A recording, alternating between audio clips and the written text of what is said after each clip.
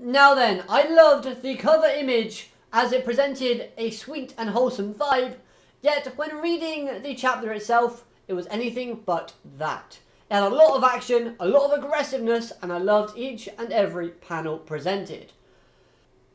Hello everyone and welcome to the Anime Zillia, and today we're here to talk about chapter 163 of the Ethan Zero manga series. A fantastic chapter for action and plans going wrong. Not gonna lie, this ending left me shocked and wanting to read the next chapter right now, but unfortunately we'll have to wait. So while we wait, why don't we talk about this chapter in its entirety? So we open up with the fight between Shiki and Shura, and this fight was very one-sided to begin with in Shura's favour. Now, correcting a mistake I made in my last review in chapter 162, it turns out that Shiki's forehead was not attacked. It turns out it was his eye that was targeted. Now, Shiki's eye has been rendered useless in this fight for the time being. And during this entire chapter, Shura displays a lot of long-range skills before then piercing our main protagonist with a lance/javelin. Not gonna lie, this fight was pretty cool. The line from Shiki in where he states that it hurts was a magical line, as it shows the difference between the two characters. While Shiki is adjusting to his lack of sight in one eye, it's also showing off the fact is Shura is ruthless when it comes to his sort of barrage of the long-range assaults. Another thing that this panel does, it reminds us of the humanity that Shiki possesses. Feeling pain and almost crying, displaying a lot of emotion in the process. This line, was it just about only hurting physically though? Could there be some psychological pain happening within Shiki's mind? After all, we have that issue from Shiki from the last chapter, where he was trying to find an answer to whether or not Shura's life has any weight or value behind it. When asked in chapter 162, Shiki could not respond. Or could it simply be that the pressure of this fight is getting to him? Shiki knows that there's a lot of mechanical lives at stake in this battle. He also knows that he needs to get revenge for what Shura did to Witch. And all of that responsibility could be weighing him down a lot more than the gravity that's being put on him. So, I mean, could that be a possibility?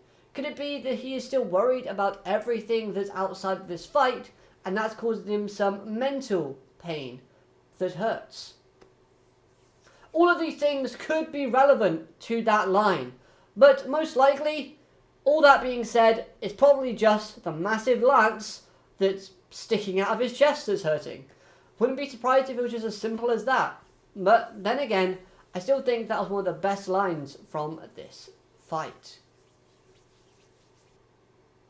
When looking at Shura's character now, within this chapter he was very dominant and aggressive, really hating the fact that Shiki even managed to land one hit on him. This chapter plays to Shura's overconfidence, pride and arrogance perfectly, displaying all of those personality traits. That panel in where he's floating over the All-Link system and it looks as if a heavenly being is ascending, that was awesome and symbolic in just the way it was presented, in sort of representing how Shura sees himself. Shura sees himself as the pinnacle being, the strongest that ever was to live. And he thinks he's the smartest guy in every single room. So the fact is that when he was levitating in the ground and it was that light going off looking quite holy, yeah, I liked it. Now all the way up to this point, Shura thought that he had won. But Daddy Nero was like, nope, you foolish child.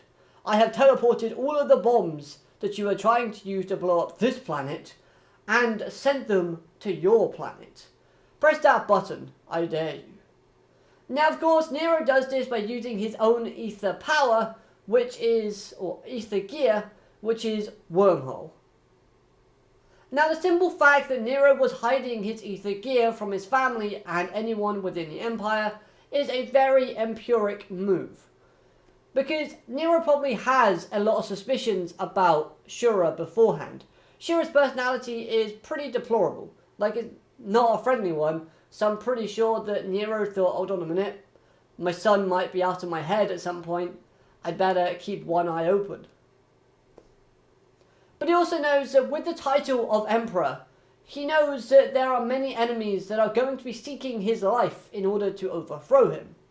So having a trump card like this, Wormwhole, up his sleeve is a great advantage to spring on a surprising opponent.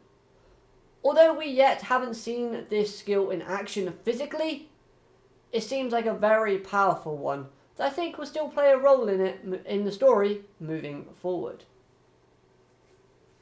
Now then, back to Shura. We know that he backed Ziggy to win against Nero, and that might still happen yet.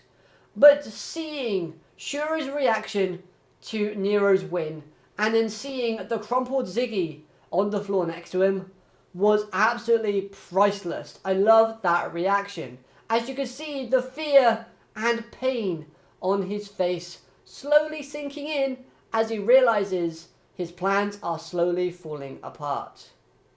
I love this, as it was a great way for Shura to finally get knocked down off his high horse after acting so cocky and arrogant for so long. Give me more of this, please. Seeing this character get put in his place and prove that he's not the strongest or the smartest in the room, I loved it. It was great. I want to see more. However, after all these events took place, as if running on Duracell batteries, Ziggy awakens and deals a massive blow to Nero, stating that the battle is not yet over between those two.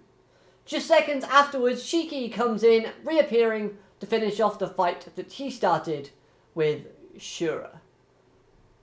That's where we end off. But before we finish this review, I want to talk about one more character, as I want to give her some credit. And that, of course, is Rebecca. Seeing her in action, even only for a brief moment, I thought was great, as it shows that she too can still kick ass when it matters. So then, after this chapter, where do I think the story is going to be progressing to in the chapters to come?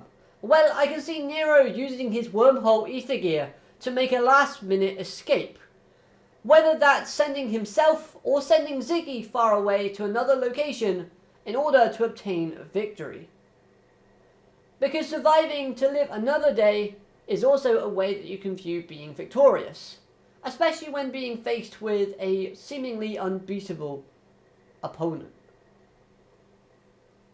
Where over on the Shiki and Shura side of things, ultimately Shiki will win. But now we have this sort of plot thread of the bombs being on this planet. So at the very end of his life, I can see Nero using his last drop of ability to basically have a piece of rubble drop onto the button that detonates those bombs, creating a situation in where he tries to blow everybody that's on this planet to smithereens, thus making a dramatic scene in where we see a victorious yet wounded Shiki and Rebecca scrambling back to their ship in order to have that dramatic send-off. Anyways, those were just my thoughts on this chapter. Overall, I very much enjoyed the chapter from start to finish. I thought it was an excellent chapter. And I want to hear your thoughts and opinions on it in the comment section down below. Let me know if you enjoyed the review or the chapter itself, and hopefully you did enjoy this video. Hit like, comment, subscribe, all of that good stuff for more chapter reviews from myself. Other than that, have a great day. Alligator, matane, goodbye.